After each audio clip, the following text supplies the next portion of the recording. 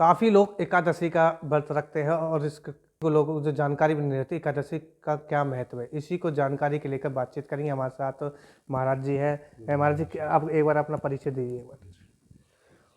मेरा नाम गंगाराम शास्त्री है। मैं हनुमान मंदिर गोपाल आश्रम का महंत हूँ और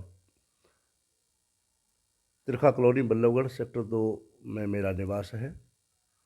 महाराज जी, जिस तरीके से लगातार लोग एकादशी का व्रत रहते हैं, एक बार इसके क्या महत्व है और क्यों रखना चाहिए और क्या इसका कुछ दोष होता है जब लोग चावल खाते हैं, एक बार इसका जानकारी एक बार हमारे दर्शकों तक दीजिए। देखिए, एकादशी हमारे सनातन धर्म का सबसे बड़ा व्रत है।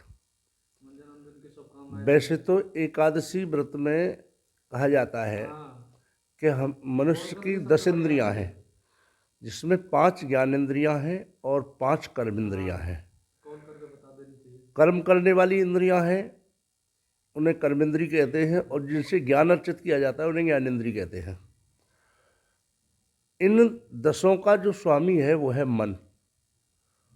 तो मूलतः तो एकादशी व्रत का अभिप्राय है जो अपनी 10 इंद्रियां और 11 में मन को अपने जो वश में रखे, उससे एकादशी व्रत कहते हैं। दूसरे जो लौकिकता में जो व्रत रखा जाता है हमारी 15 तिथियां हैं। 15 तिथियों में 15 कृष्ण पक्ष की और 15 शुक्ल पक्ष की, महीने में 30 दिन होते हैं। 30 दिनों की जो है तिथियां हैं, तो इसमें 15 शुक्ल पक्ष की और 15 कृष्ण पक्ष की हैं। और इन सबका जो है, इनमें सबसे जो श्रेष्ठ तिथि मानी गई है सनातन पद्धति के अनुसार वो एकादशी है। एकादशी तिथि इसलिए श्रेष्ठ कर मानी गई है कि इसमें भगवान नारायण के अवतार की कथाएं हैं। भगवान नारायण के जितने श्रेष्ठ अवतार हुए हैं उन सबकी कथाएं हैं।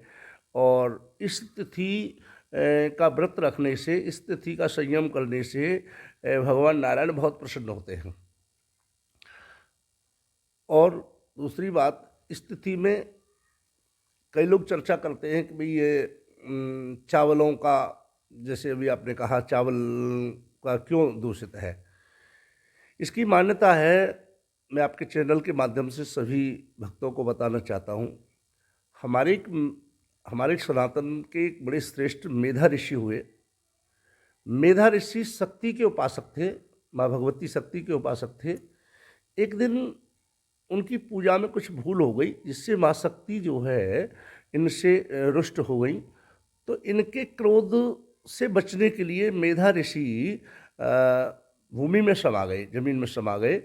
और जमीन में समा गए तो वहाँ अब उन्हीं के शरीर से 2 चीज़ें पैदा हुई। एक तो जौ की उत्पत्ति उनके शरीर से हुई और एक जो है चावल की उत्पत्ति हुई। तो ऐसी सनातन पद्धति के अनुसार मान्यता है। और ये जो समाये थे मेधा ऋषि, एकादशी तिथि उस दिन थी। तो ऐसी मान्यता है कि ये जो चावल है और जो जौ है ये मेधा ऋषि के शरीर से परिणत हुआ है। तो इसलिए उस तिथि को हमारे सनातन शास्त्रों ने, हमारे संतों ने ऐसा सुनिश्चित कर दिया कि भाई इस दिन हमें चावल और जौ नहीं खानी चाहिए, क्योंकि इस दिन ही मेधा ऋषि के तेज से जौ और चावल की उत्पत्ति हुई है। एक तो तर्क ये है इसका।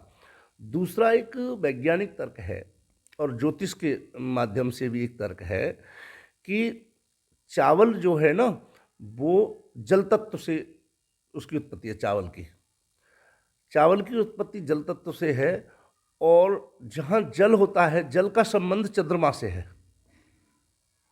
जब हम चावल ग्रहण करते हैं एकादशी के दिन, तो हमारे अंदर जो जल का प्रवाह है वो अधिक रूप से होने लगता है।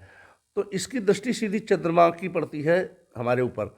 चंद्रमा की जब दृष्टि पड़ती है तो हमारे मन को, हमारी इंद्रिय और मन दोनों जो है ये चलायमान हो जाते हैं। चलायमान हो जाते हैं तो भक्ति में हमारा मन नहीं लगता है, भगवान के ध्यान में हमारा मन नहीं लगता है। मन इधर उधर जो गलत साधन हैं उनकी तरफ भागने लगता है।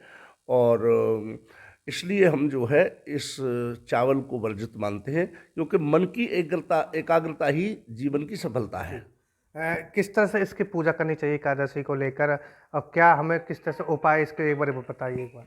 देखिए, एकादशी तिथि के व्रत का विधान है, दसवीं तिथि के दिन, दसवीं तिथि की सूर्य उदय होने से पहले हमें भोजन कर लेना चाहिए, और दसवीं तिथि को भी हमें जो है चावलों का प्रयोग नहीं करना चाहिए, क्योंकि हमारे कहीं ना कहीं पेट के अंदर, मुंह के अंदर चावल का वास रह जाता है, चावल की कण रह जाते हैं, जो कि वो पूर्ण रूप से निकल नहीं पाते हैं। इसलिए जो है हमें दसवीं तिथि के दिन जो है एकादशी को सूर्य उदय होने से पहले अन्न का त्याग कर देना चाहिए।